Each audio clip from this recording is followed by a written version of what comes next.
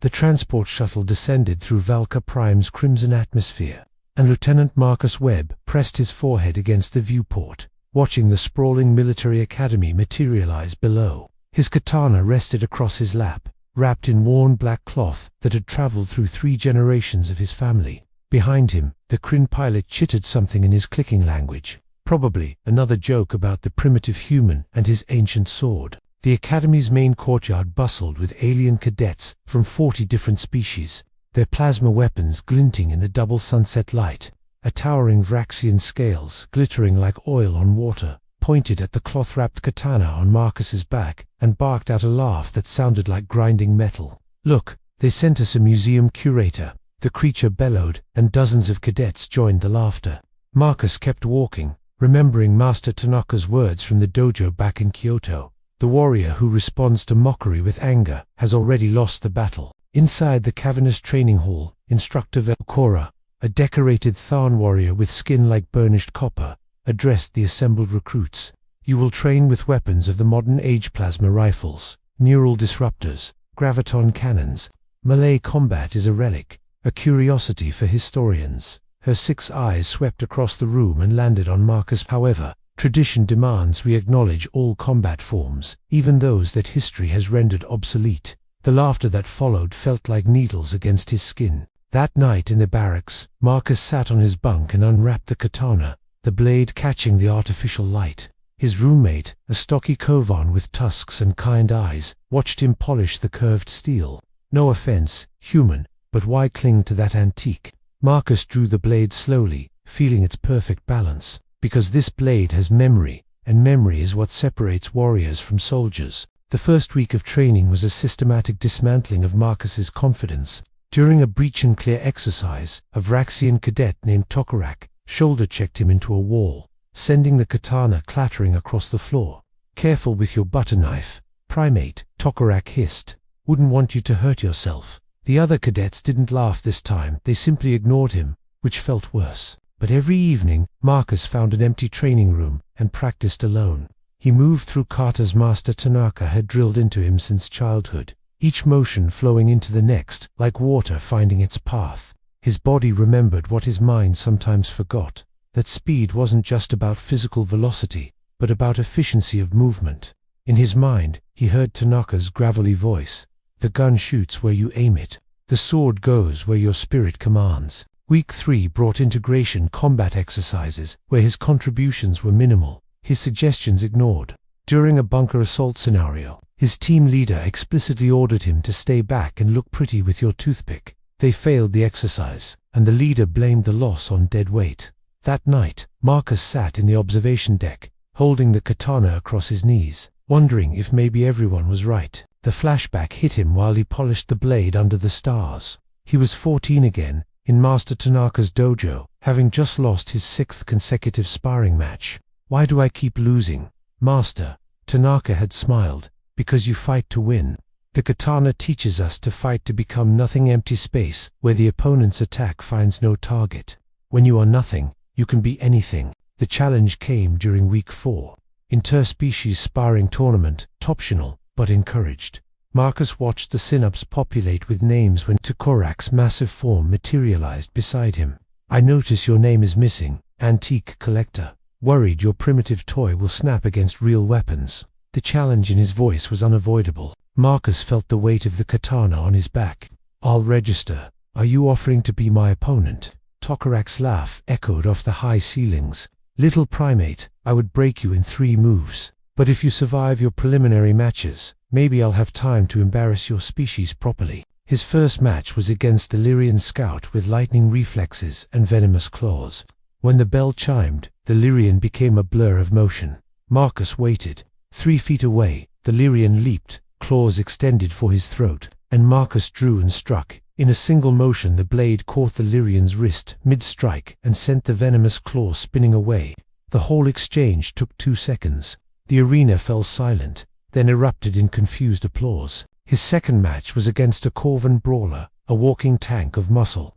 Marcus stood motionless as the Corvan charged, then simply shifted his weight, letting the momentum carry him past. He tapped the pommel of his katana against the back of his opponent's knee. The giant crashed face first into the arena floor, his leg temporarily paralyzed from a precisely placed pressure point strike. The crowd's noise became uncertain, like witnessing something they couldn't categorize. The medical scan confirmed no enhancements, nothing but human biology and a weapon classified as inert metal alloy.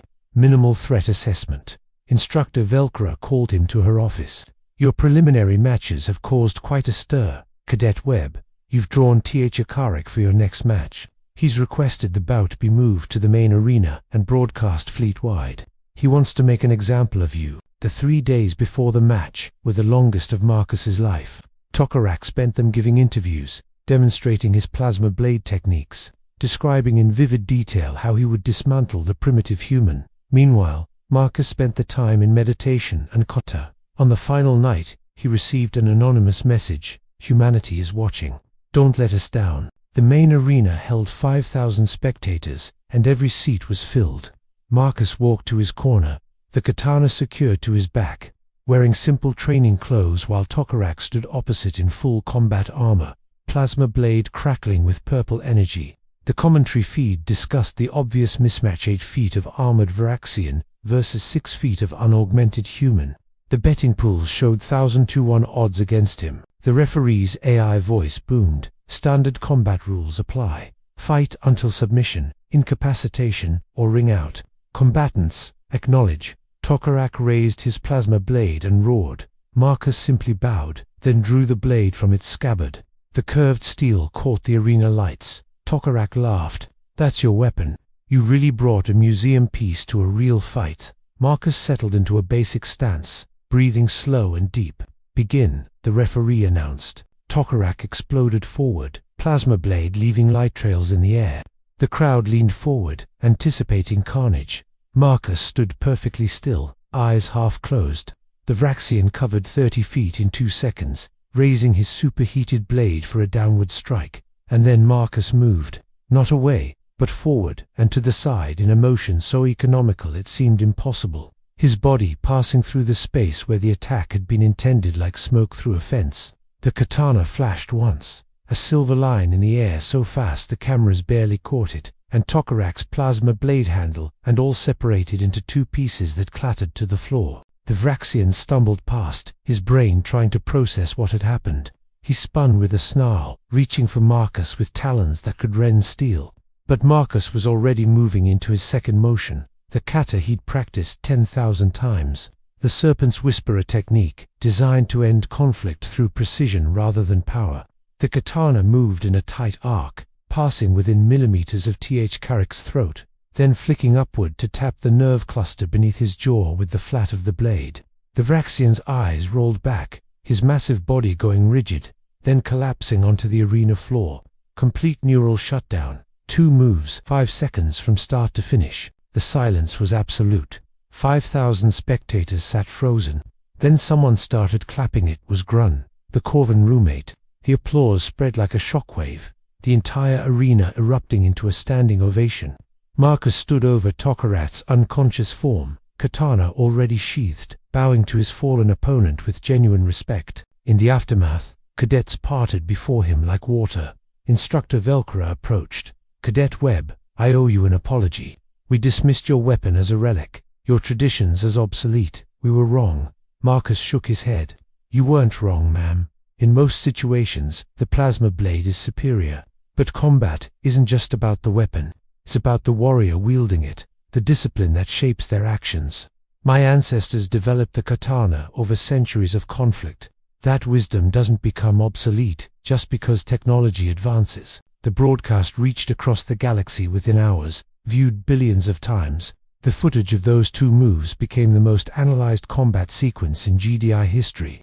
Earth's admission to the Galactic Defense Initiative was suddenly re-evaluated. What other knowledge did humanity possess? The Council of Species formally requested Earth send instructors to teach their martial philosophies. Master Tanaka, watching from his dojo in Kyoto at 93, wept with pride. In the training halls, the mockery transformed into curiosity.